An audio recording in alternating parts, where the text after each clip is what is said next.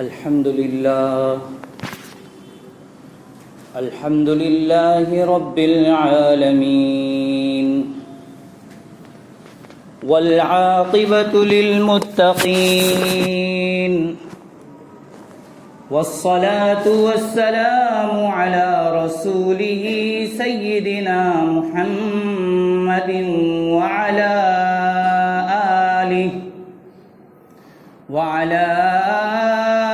آله وأصحابه أجمعين. أما بعد فأعوذ بالله من الشيطان الرجيم. بسم الله الرحمن الرحيم. إنما المؤمنون إخوة فأصلحوا بين أخويكم واتقوا الله لعلكم ترحمون. وقال النبي صلى الله عليه وسلم: ألا أنبئكم بأفضل من درجة الصيام والصلاة والصدقة إلى آخر الحديث. صدق الله مولانا العظيم وصدق رسوله النبي الكريم ونحن على ذلك لمن الشاهدين والشاكرين والحمد لله رب العالمين. قابل احترام میرے بزرگوں، دوستوں اور میرے نوجوان ساتھیوں،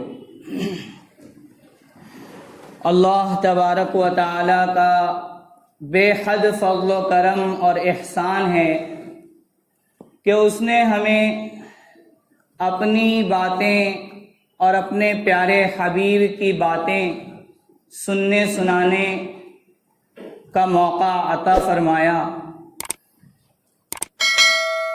شیخ التفسیر مولانا احمد علی لاہوری رحمۃ اللہ علیہ بڑے مفسر ہیں،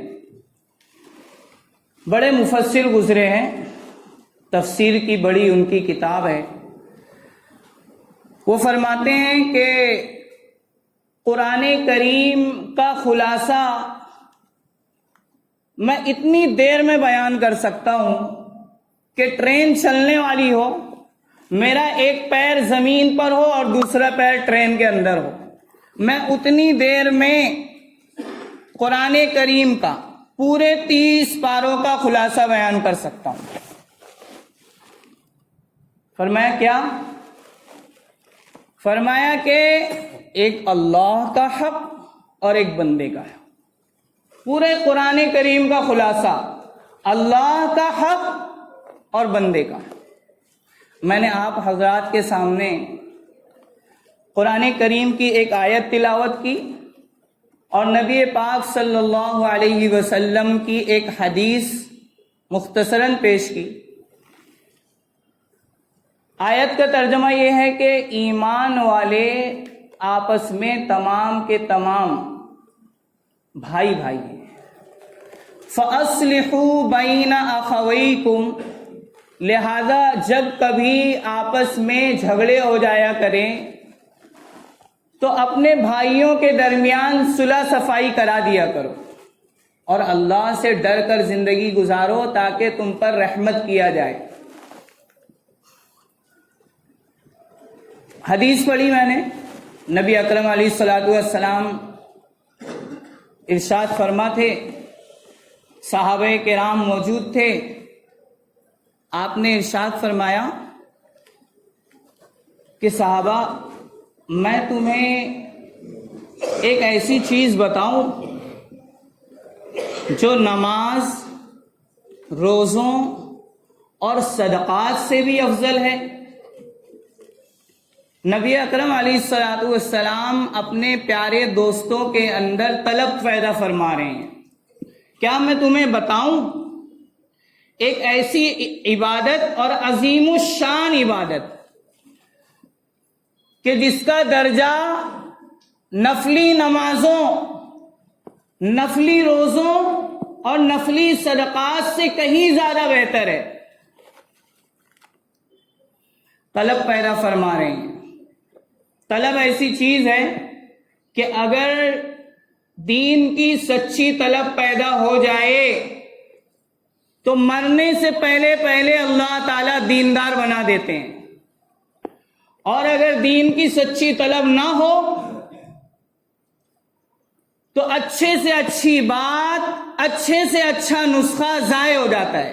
اس لیے پہلے طلب پیدا فرما رہے ہیں کہ نماز کی فضیلت تو معلوم ہے آپ کو۔ نبی علیہ الصلوۃ والسلام نے اپنے صحابہ کو نماز کی بڑی فضیلتیں بیان فرمائی تھی، اور یہ جو مجمع بیٹھا تھا یہ نماز کی فضیلت اچھی طرح جانتا تھا کہ نماز دین کا ستون ہے۔ اور نفلی نمازوں کے بارے میں نبی علیہ الصلوۃ والسلام نے بتا رکھا تھا کہ اللہ کا قرب جتنا نفلی نمازوں سے بنتا ہے، اللہ کا قرب جتنا نفلی نمازوں سے ملتا ہے اتنا کسی اور عمل سے نہیں ملتا۔ کتنا ملتا ہے، کتنا قرب حاصل ہوتا ہے نفلی نمازوں سے؟ فرمایا کہ بندہ نفلی نماز پڑھتا رہتا ہے یہاں تک کہ وہ اللہ کی رضا کا مظہر بن جاتا ہے، یعنی وہ کرتا ہے جو اللہ کی مرضی ہوتی ہے، یعنی وہ دیکھتا ہے جو اللہ چاہتے ہیں، وہ سنتا ہے جو اللہ چاہتے ہیں، وہاں جاتا ہے جہاں جانا اللہ پسند کرتے ہیں، اللہ کی رضا کا مظہر بن جاتا ہے۔ کون؟ نفلی عبادات کی، نفلی نمازوں کی کثرت کرنے والا۔ اس مجمع کو خوب معلوم تھا کہ صدقہ ایسی عبادت ہے جس سے اللہ تعالیٰ کا غصہ ٹھنڈا ہو جاتا ہے، اللہ تعالیٰ کا غضب ٹھنڈا پڑ جاتا ہے۔ صدقات کی کثرت سے اللہ کا غصہ ٹھنڈا ہو جاتا ہے، جہنم کی آگ بجھ جایا کرتی ہے۔ صدقہ الاؤں بلاؤں کو ٹالتا ہے۔ اس مجمع کو معلوم تھا، اور نبی علیہ السلام کیا فرما رہے ہیں کہ میں ایک ایسی عبادت بتاؤں جس کا درجہ نفلی نمازوں، نفلی روزوں اور نفلی صدقات سے کہیں زیادہ افضل ہے۔ طلب پیدا ہو گئی۔ کیا وہ عبادت ہے؟ کون سی وہ عبادت ہے کہ بڑی بڑی عبادتوں سے بھی افضل قرار دے رہے ہیں ہمارے نبی؟ فرمایا اصلاح ذات البین، آپس کے جھگڑے ختم کرنا۔ یہ وہ عظیم الشان عبادت ہے جس کا درجہ نفلی نمازوں سے بھی کہیں زیادہ افضل ہے۔ آپس کے جھگڑے ختم کرنا۔ نفلی روزوں سے بھی کہیں، روزوں کے بارے میں کیا فرمایا؟ الصوم لی وانا اجزی بہ، اللہ تعالیٰ نے یہاں تک فرما دیا کہ روزہ تو میرے ہی لیے ہے، اس میں تو ریاکاری کا کوئی عنصر ہے ہی نہیں، ریاکاری اس میں کی ہی نہیں جا سکتی۔ روزہ میرے لیے ہی بندہ رکھتا ہے اور میں ہی اس کا بدلہ دوں گا۔ بڑی بڑی عظیم الشان عبادت سے بھی افضل عبادت قرار دے رہے ہیں نبی اکرم علیہ الصلوۃ والسلام۔ کس کو؟ آپس کا جھگڑا ختم کرنے کو۔ ہمارے معاشرے میں اگر کسی کے بارے میں یہ خیال کیا جائے، کوئی سوچے کہ فلاں بزرگ ہے، کوئی بولے کہ فلاں عبادت گزار ہے، تو ذہن فوراً کس طرف جاتا ہے؟ بہت زیادہ نماز پڑھتا ہوگا، خوب روزے رکھتا ہوگا، خوب تلاوت کرتا ہوگا، خوب ذکر و اوراد اور وظائف کی پابندی کرتا ہوگا، قرآن کی تلاوت کرتا ہوگا۔ وہ عبادت گزار ہے. یہی تصور جاتا ہے. اگر یہ خیال کیا جائے عبادت گزار کون؟ خوب نمازیں پڑھتا ہوگا، خوب روزے رکھتا ہوگا، خوب تلاوت کرتا ہوگا. لیکن کیا کسی کا اس طرف خیال جاتا ہے کہ جو آپس میں ٹوٹے ہوئوں کو ملا دے، آپس کے جھگڑوں کو ختم کر دے، تو اسے بھی عبادت گزار ہمارے معاشرے میں سمجھا جاتا ہے؟ کیا ہمارے معاشرے میں اس کام کو، اس خوبی کو کیا جاتا ہے؟ آپس کے جھگڑوں کو ختم کیا جاتا ہے؟ ہمارا معاشرہ اس عبادت سے خالی ہے. ہمارا معاشرہ اس عبادت سے خالی ہے، محروم ہے. اور آگے فرمایا وَفَسَادُ ذَاتِ الْبَيْنِ الْحَالِقَةِ، آپس کا جھگڑا مونڈ دینے والا ہے. مونڈ دینے والا ہے. مونڈ دینے والا استورا نہیں جو بالوں کو مونڈ دیتا ہے، وہ استورا نہیں. یہ وہ استورا ہے آپس کا جھگڑا جو دین کو مونڈ دیتا ہے، سارا دین صاف کر دیتا ہے آپس کا جھگڑا. الحالقہ. الحمدللہ ہمارے معاشرے میں یہ تو ہے کہ زنا کاری کو برا سمجھا جاتا ہے، گندا سمجھا جاتا ہے، شراب خوری کو برا سمجھا جاتا ہے، لیکن جھگڑا پیدا کرنے والا اگر کوئی ہو تو اس کو برا نہیں سمجھا جاتا. جہاں جاتا ہے تیل ڈال دیتا ہے، جھگڑے بھڑکا دیتا ہے، اس کو برا نہیں سمجھا جاتا، اس کو ہوشیار سمجھا جاتا ہے. تو یہ ایک عظیم الشان عبادت نبی اکرم علیہ الصلوۃ والسلام نے بیان فرمائی کہ آپس کے جھگڑے ختم کر دینا. ساس بہو میں آپس میں جھگڑا ہو جائے، کوئی ساس ایسی ہو جو جھگڑے کو ختم کرنے کی کوشش کرے، ساس بہو میں جھگڑا ہو جائے، بیٹا شوہر دونوں کے درمیان جھگڑے کو ختم کر دے، ایسا شوہر ملنا مشکل ہو گیا ہے. ساس دیکھے کہ میرے بیٹے میں اور اس کی بیوی میں جھگڑا ہو گیا ہے، آپس میں جھگڑے کو ختم کرنے کی کوشش کرے، ملنا مشکل ہے. نند دیکھے کہ میری امی اور بھابھی میں آپس میں جھگڑا ہو گیا ہے، لاؤ ختم کر دوں، آپس میں دونوں کو ملا دوں، ایسی نند ملنا مشکل ہے. ایسا بھائی ملنا مشکل ہے جو آپس میں بھائیوں کو ملا دے. ایسی ماں ملنا مشکل ہے جو باپ بیٹے کو ملا دے. اور یہ کردار کوئی بھی ادا کر سکتا ہے، کوئی بھی ادا کر سکتا ہے، کوئی بھی جھگڑے کو ختم کر سکتا ہے. اور جھگڑے کو ختم کرنا اتنا اہم ہے، اتنا اہم ہے، فرمایا کہ اگر کوئی ایسی بات بیان کر دے جو واقعے کے خلاف ہو، کوئی ایسی بات بیان کر دے صلح صفائی کرانے کی نیت سے جو واقعے کے خلاف ہو، تو جھوٹ نہیں ہے. اماں سے کہہ دیا کہ میری بیوی آپ کا بہت اچھا تذکرہ کرتی ہے، معلوم ہے کتنا اچھا تذکرہ کرتی ہے، لیکن بول دیا. اپنی بیوی سے بول دیا کہ میری امی آپ کا بہت اچھا تذکرہ کرتی ہے، تعریف کر رہی تھی، بول دیا، جھوٹ نہیں ہے. آپس میں دل مل جائیں گے، جگہ پیدا ہو جائے گی. یہ عبادت ہے، عظیم الشان عبادت ہے. نبی اکرم علیہ الصلوۃ والسلام نے ایسا ایک معاشرہ بنایا تھا، ایسی تربیت فرمائی تھی کہ صحابہ آپس میں ایک دوسرے کا خیال کرتے تھے، دلوں کو جوڑنے کا کام کرتے تھے. اور فرمایا کہ شیطان کا سب سے اچھا ہم نشین کون ہے؟ جو میاں بیوی میں آپس میں جھگڑے پیدا کرنے والا ہو.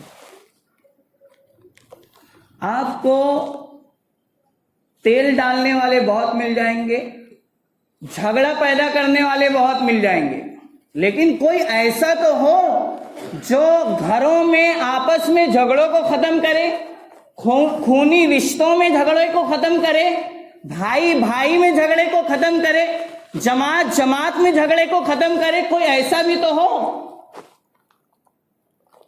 ایسی طبیعتیں ہوتی ہیں، بڑی اچھی طبیعت کا مالک ہے میرا ایک دوست، جب کہیں جاتا ہے دلوں کو ملا دیتا ہے۔ حقیقت میں جب کہیں جاتا ہے، کہیں بیٹھتا ہے، اگر معلوم ہو جائے آپس میں ٹوٹے ہوئے دلوں کو ملا دیتا ہے۔ اور بڑا بدنصیب ہے ایسا شخص، ہوتے ہیں بہت سے لوگ جہاں جاتے ہیں آپس میں توڑ پیدا کر دیتے ہیں اور اس کو کمال سمجھتے ہیں۔ تو بہت زیادہ عظیم الشان عبادت ہے آپس کے جھگڑوں کو ختم کرنا، اور یہ بہت زیادہ گناہ کا کام ہے آپس میں توڑ پیدا کرنا، بہت گندا کام ہے۔ اور اس کی بنیاد کیا ہے؟ جھگڑے پیدا کیوں ہوتے ہیں؟ جھگڑے کو ختم کرانا نبی اکرم علیہ الصلوۃ والسلام کے نزدیک کتنا اہم ہے؟ مسجد نبوی میں نبی اکرم علیہ الصلوۃ والسلام نے پوری زندگی امامت فرمائی ہے، پوری زندگی، اور کبھی ناغہ نہیں فرمایا۔ صحت کی حالت میں ہمیشہ پابندی کے ساتھ نماز پڑھاتے رہے، لیکن ایک مرتبہ ایسا ہوا کہ مسلمان قبیلوں میں آپس میں جھگڑا ہو گیا تھا۔ آپ علیہ الصلوۃ والسلام ان قبیلوں میں جھگڑے کو ختم کرنے کے لیے تشریف لے گئے اور واپسی میں لیٹ ہو گیا، تو حضرت عبد الرحمن ابن عوف رضی اللہ تعالی عنہ نے امامت فرمائی۔ یہ ایک موقع ہے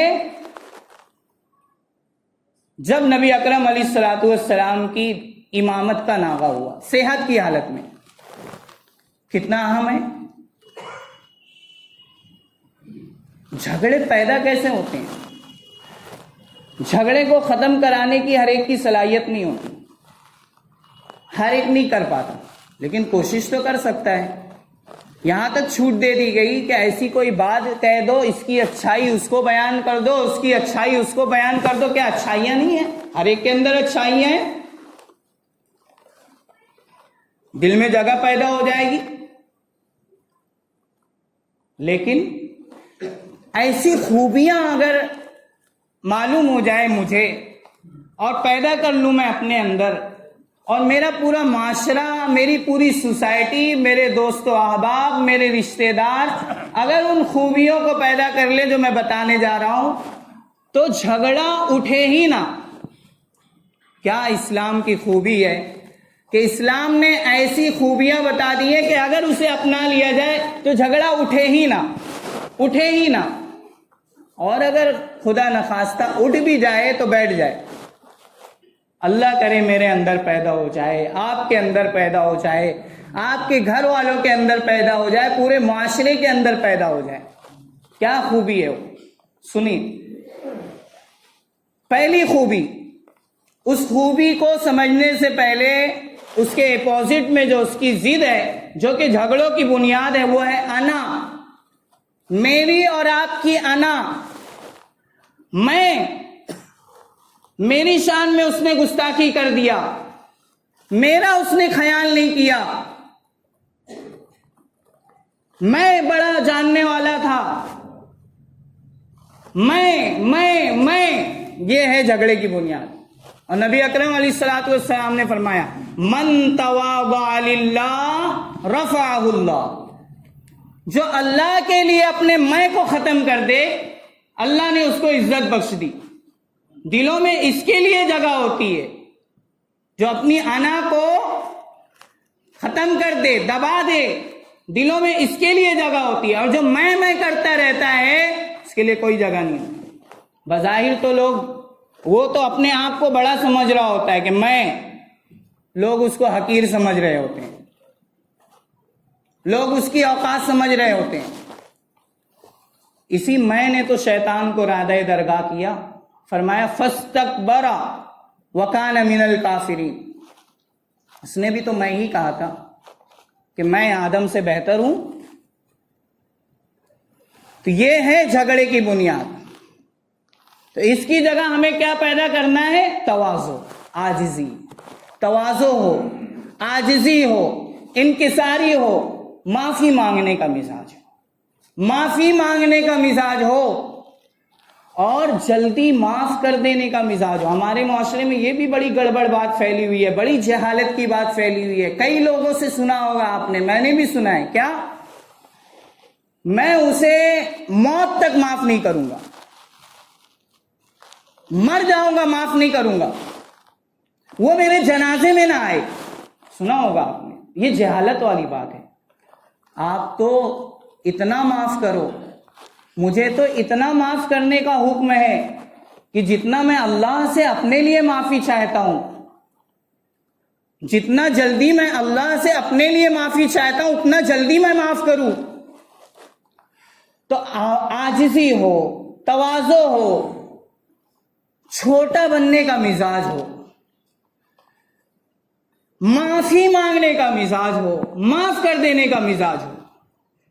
اور فرمایا کہ اگر اپنے حق سے دستبردار ہو جائے، اپنا حق ہو، مارا جا رہا ہو اور خطرہ ہو کہ اگر میں وہ حق لینے کی کوشش کروں گا تو جھگڑا ہوگا، تو فرمایا اگر اپنے حق سے اس لیے دستبردار ہو رہا ہے، اس لیے ہاتھ اٹھا لے رہا ہے تاکہ جھگڑا نہ ہو.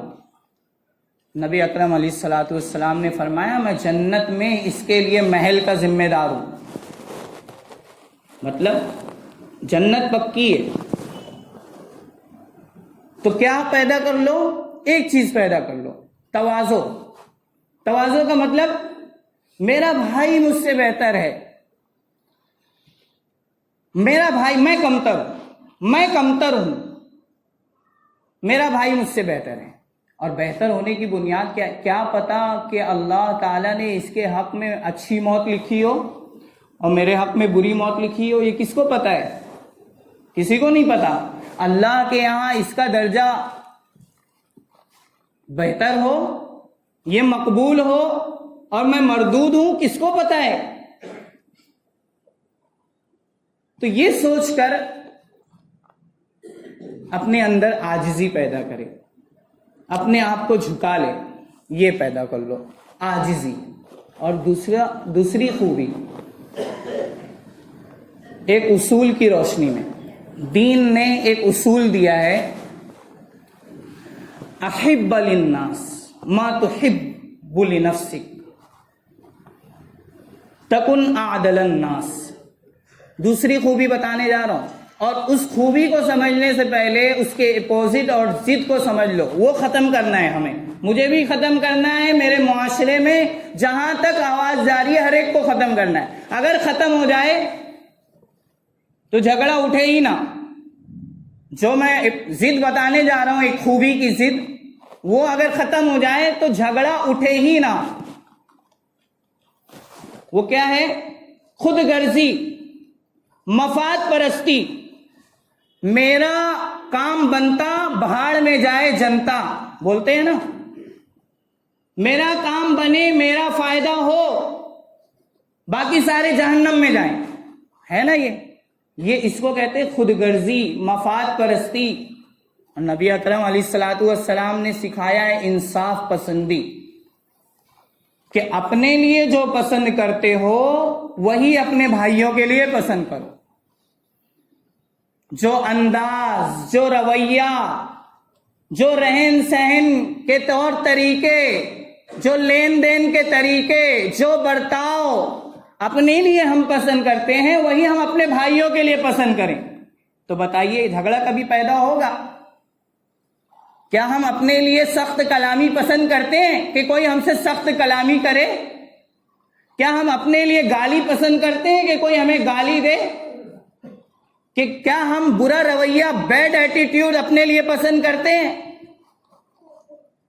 کوئی بھی ایسا برتاؤ جو اپنے بھائی، جو اپنے لیے ناپسند ہو وہ اپنے بھائی کے لیے بھی ناپسند کرو. جو اپنے لیے پسند ہو جو برتاؤ وہ اپنے بھائی کے لیے بھی پسند کرو، جھگڑا نہیں ہوگا۔ جھگڑے کی تو بنیاد ہی یہیں سے اٹھتی ہے، سخت کلامی ہو گئی، گالی دے دیا، خیال نہیں کیا، اپنا سوچا، بھائی کا نہیں سوچا، یہی تو ہے جھگڑے کی بنیاد۔ تو یہ ختم کر لو، خود غرضی ختم کر لو، مفاد پرستی ختم کر لو۔ جو چیز، جو رویہ، جو چیز نہیں، جو چیز اگر کوئی بولے گا کہ جو چیز، تو اس میں پھر ایسا بھی ہو جائے گا بیوی بھی آ جائے گی۔ آدمی بولے گا بیوی تجھے پسند ہے تو تو میرے لیے بھی پسند کر۔ تو جو چیز نہیں، بلکہ جو رویہ، جو برتاؤ، جو انداز آپ اپنے لیے پسند کرتے ہو وہی اپنے بھائی کے لیے بھی پسند کرو، یہ مطلب ہے حدیث کا۔ تو انصاف پسند بن جاؤ گے، تکن اعدل الناس، انصاف پسند ہو جاؤ گے۔ یہ دوسری خوبی اگر میرے اندر اور میرے معاشرے کے اندر پیدا ہو جائے تو جھگڑا اٹھتے اٹھتے بیٹھ جائے گا۔ اور تیسری خوبی کیا ہے، اس کو سمجھنے سے پہلے ایک اس کے اپوزٹ میں چیز ہے ضد۔ اس کی ضد میں کیا ہے؟ لالچ۔ لالچ، مجھے مل جائے، مجھے یہ بھی مل جائے، وہ بھی مل جائے، یہ بھی مل جائے، وہ بھی مل جائے، اس کو ملے نہ ملے، یہ ہے جھگڑے کی بنیاد۔ تو اس کی جو خوبی ہے، یہ تو اس کی ضد ہے، جو خوبی ہے وہ ہے ایثار۔ ایثار پیدا کر لو۔ ایثار کیا ہے؟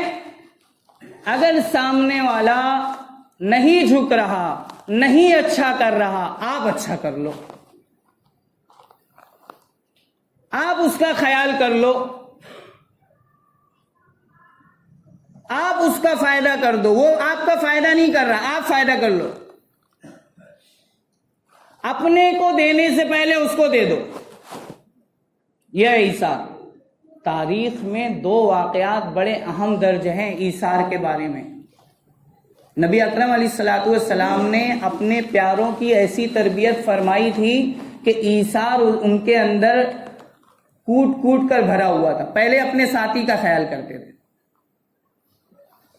پہلے اپنے ساتھی کا خیال کرتے تھے۔ پڑوس میں کسی نے اپنے پڑوس میں کوئی سامان بھیجا کھانے پینے کا، انہوں نے یہ سوچا کہ شاید میرے پڑوس میں کسی کو ضرورت ہو، وہاں بھیج دیا۔ انہوں نے سوچا کہ شاید میرے پڑوس میں کسی کو ضرورت ہو، وہاں بھیج دیا۔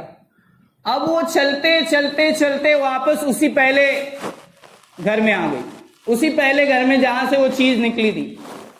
یہ ہے ایثار، اپنے پڑوس کا پہلے خیال رکھا، یہ ہے ایثار۔